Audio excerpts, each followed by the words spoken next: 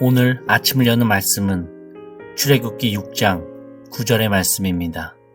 모세가 이와 같이 이스라엘 자손에게 전하나 그들이 마음의 상함과 가혹한 노역으로 말미암아 모세의 말을 듣지 아니하였더라. 할렐루야. 오늘 말씀을 통해서 주님의 뜻을 깨닫는 지혜와 기도의 응답을 누리는 은총이 우리 모두에게 넘치게 될 줄로 믿습니다. 하나님께서 이 출애굽기를 쓰신 목적이 뭘까요? 단순 히브리 백성을 이 애굽에서 건져내시는 것을 기록한 것 자체가 이 출애굽기의 목적일까요? 만약 그렇다면 이 책은 역사책입니다. 그래서 이스라엘 민족한테나 의미가 있는 책이지 외국인인 우리에게는 큰 의미가 없는 저 먼 나라의 역사책일 뿐입니다. 엄밀히 말하자면 하나님께서 이 출애굽기를 쓰신 목적은 이스라엘이 출애굽하는 그 과정을 통해서 눈에 보이지 않는 신, 그러나 분명 존재하고 살아계신 신, 그리고 이스라엘을 지금까지 인도하셨고 앞으로도 인도하실 그 신, 바로 하나님을 알게 하고 경험하게 하시기 위해서 이 출애굽기를 기록했다고 하는 것입니다. 400년가량을 애굽에서 노예 생활을 하면서 점점 잊었던 그 하나님을 다시 만나고 믿게 하기 위해서 출애굽이라고 하는 과정을 겪게 하셨다고 하는 것이죠. 오늘 6장에서는 하나님께서 먼저 모세에게 나를 믿고 나를 의지하라고 설득하고 계시는 겁니다. 1절에서도 여호와께서 모세에게 이르시되 2절에서도 하나님이 모세에게 말씀하여 이르시되 10절, 13절, 29절 다 여호와 하나님께서 모세에게 말씀하심으로 확신을 주고 계시는 겁니다. 어떤 확신이요? 친절하게 7절 초반에 기록을 하고 계십니다. 너희를 내 백성으로 삼고 나는 너희의 하나님이 되리니. 이것을 히브리 원어로 보면 좀 더 그 의미가 명료해집니다. 내가 너희를 나에게 속한 백성으로 취할 것이다. 그리고 나는 너희들에게 하나님이 될 것이다. 여기서 한 가지 인상 깊었던 것은 이스라엘 백성들이 뭔가를 잘해서가 아니라 뭔가 특출나서가 아니라 반대로 아무리 못하고 부족해도 하나님께서는 내가 너희를 선택했으니 너희를 내 백성으로 취할 것이고 그렇게 나는 너희들에게 하나님이 될 것이다 라고 말씀하고 계셨던 점입니다. 전 여기서 한 가지 묵상했던 것이 저를 포함한 우리 모두가 하나님께 사랑받을 수 있는 그 이유는 우리가 뭐라도 조금 더 잘했으니까, 좀 더 헌신 봉사했으니까, 좀 더 돈 냈으니까, 또는 좀 더 예배에 더 많이 참석했으니까, 그래서 하나님께 사랑받거나 또는 더 사랑받는 것이 아니라 하나님께서 자발적으로 우리를 자식이라고 여기기로 결심하셨기 때문에, 더 나아가서 나를 통해 그분이 부모가 되심으로써 자식 사랑을 베푸시기로 결심하셨기 때문에 우리가 사랑받고 있음을 깨닫게 됩니다. 그렇게 우리가 자발적으로 하나님께 감사를 표현하고 또 헌신한다면 내가 더 사랑받고 내가 더 누리기 위함이 아니라 지금까지 그리고 앞으로도 우리의 부모가 되어주셔서 우리를 자식으로 여기시며 사랑 베푸실 그분이시기 때문에 우리가 기쁨으로 감사를 표현하는 것이구나 깨닫게 됩니다. 여러분, 자식이 얼마나 귀합니까? 10손가락 깨물어 안 아픈 손가락 없다고 부모가 되기로 결심하신 그 하나님은 자녀 삼은 우리 가운데 누구는 덜 사랑하고 누구는 더 사랑하는 그 편애가 없으시다는 거예요. 인간은 편애하지만 하나님은 편애하지 않습니다.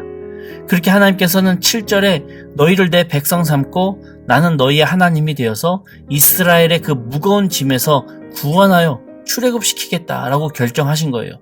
이것이 여호와 하나님의 사랑이었던 것입니다. 그럴 때 모세가 뭐라고 말합니까? 9절에 모세가 이와 같이 이스라엘 자손에게 전하나 그들이 마음의 상함과 가혹한 노역으로 말미암아 모세의 말을 듣지 아니하였더라.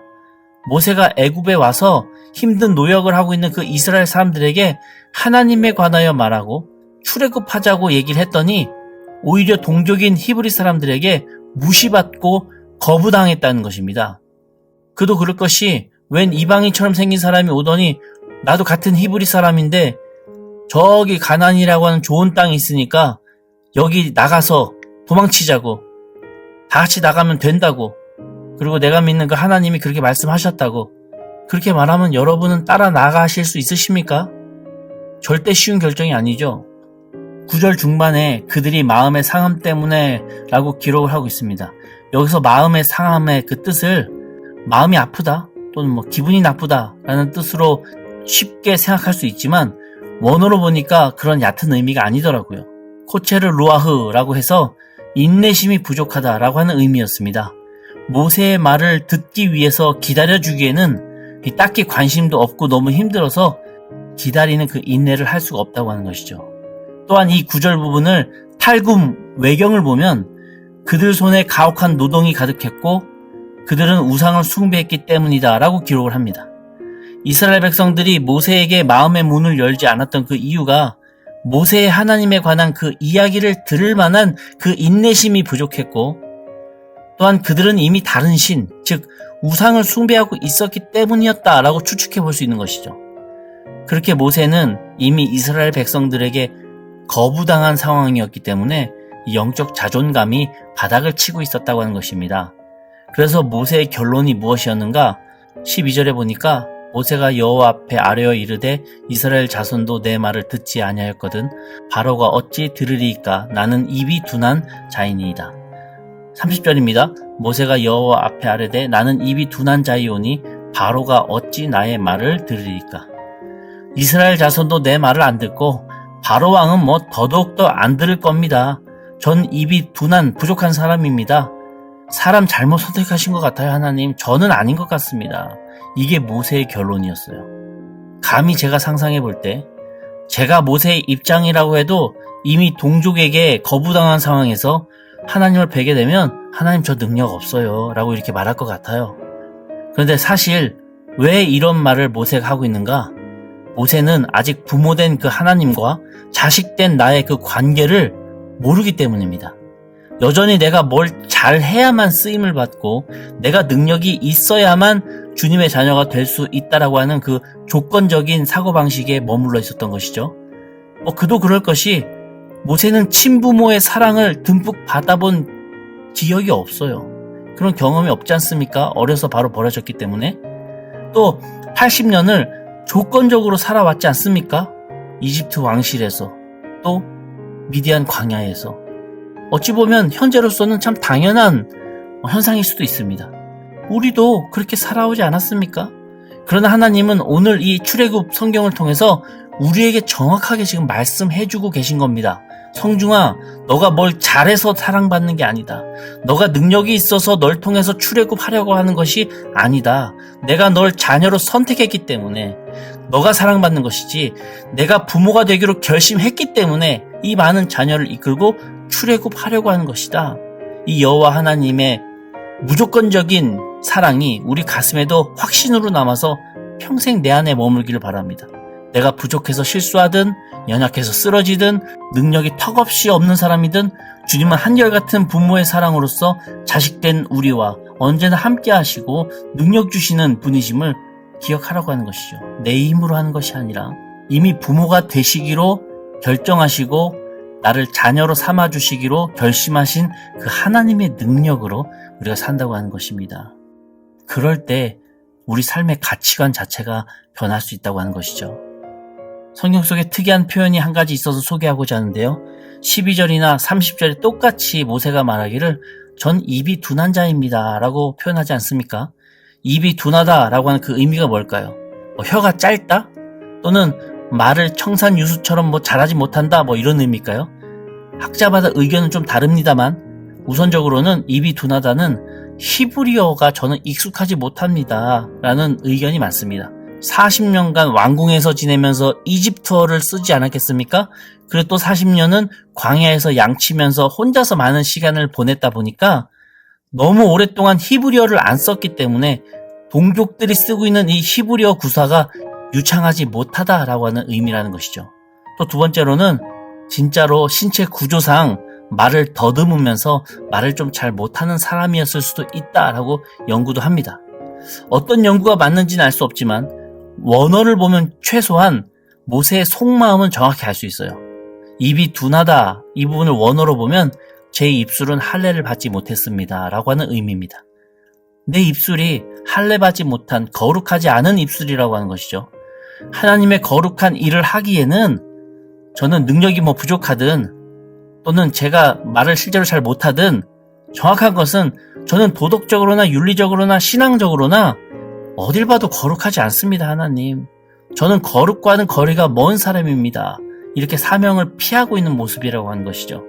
이렇게 모세가 왜 하나님의 말씀 앞에서 주저주저 하면서 순종하지 못하는가? 이유는 딱 한 가지입니다.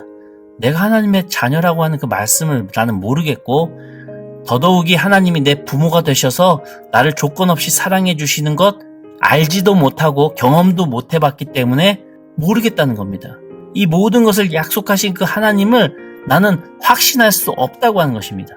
그런데 오늘 6장에서 여호와라고 하는 단어를 찾아보니까 14번 등장합니다.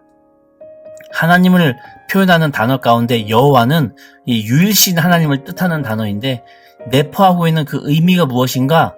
언약 성취가 들어가 있는 단어입니다. 즉 약속하신 것을 이루시는 하나님이라고 하는 표현을 할 때는 무조건 여호와 하나님이라고 하는 표현을 쓰게 된다고 하는 것이죠. 내가 부모가 되어주겠다. 너를 자식으로 여기며 사랑하겠다. 이 약속을 이해할 수도 없고 믿을 수도 없어요. 세상에서는 그런 무조건적인 사랑을 받아본 경험이 없기 때문에 그래서 하나님께서는 모세에게 여호와 하나님 너는 내 자식 되고 나는 너의 부모 되겠다라고 하는 이 약속을 지키시는 하나님이라고 하는 표현을 14번이나 사용하고 계신 겁니다. 너는 내 자식이다.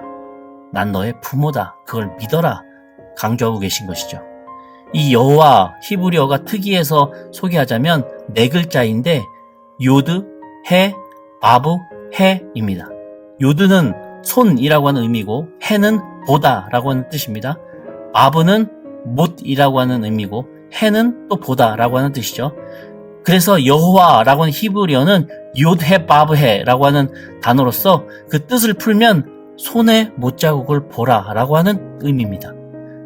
부모로서 우리를 무조건적으로 사랑하겠다라고 하는 그 약속의 단어가 여호와인데 여호와는 사실 손의 못자국을 보라라고 하는 의미였다고 하는 것이죠. 누가 떠오릅니까? 예수님이죠.